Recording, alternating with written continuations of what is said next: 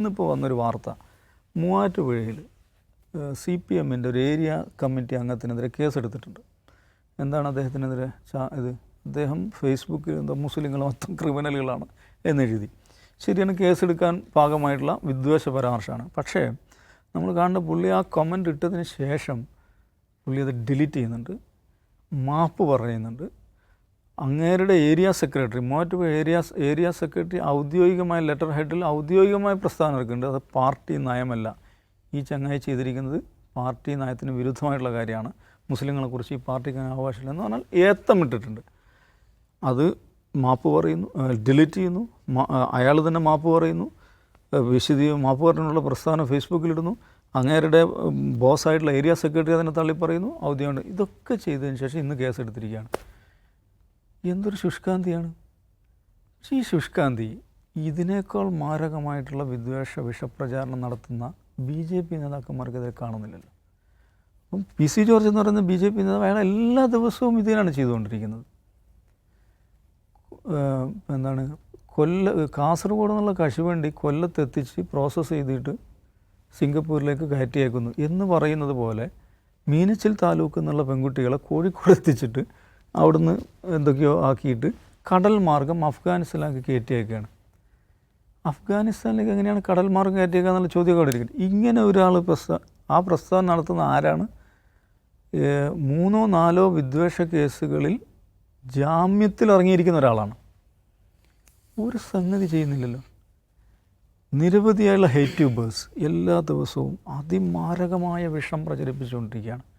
അങ്ങേയറ്റത്തെ നമുക്ക് സങ്കല്പിക്കാൻ പറ്റാത്ത തരത്തിലുള്ള വിഷപ്രചാരണം ഓരോ ദിവസവും നടത്തിക്കൊണ്ടിരിക്കുകയാണ്.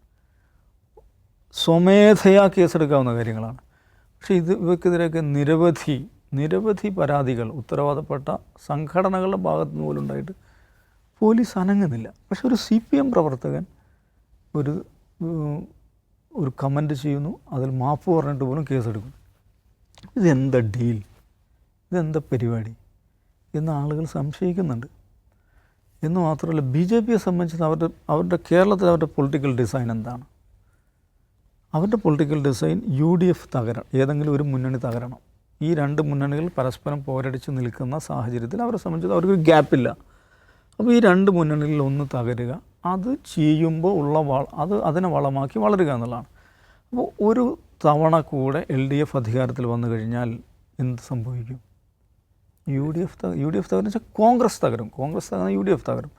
അങ്ങനെ BJP വേഴ്സസ് LDF എന്ന് പറയുന്നൊരു പൊളിറ്റിക്കൽ ഒരു ലൈനപ്പ് ഉണ്ടാക്കിയെടുക്കാം. അപ്പോൾ സംഭവിക്കുന്നൊരു കാര്യം എന്താ പറയുക, ഇവിടെ വളരെ പ്രധാനപ്പെട്ട ഒരു വിഭാഗമാണ് ന്യൂനപക്ഷം, സവിശേഷമാണ് മുസ്ലിം ന്യൂനപക്ഷം. അവരെ സംബന്ധിച്ചിടത്തോളം അവരെന്തായി മാറുകയാണ്? ഓപ്ഷൻലെസ്സായി മാറുകയാണ്. പിന്നെന്താ സംഭവിക്കാൻ വന്നത്?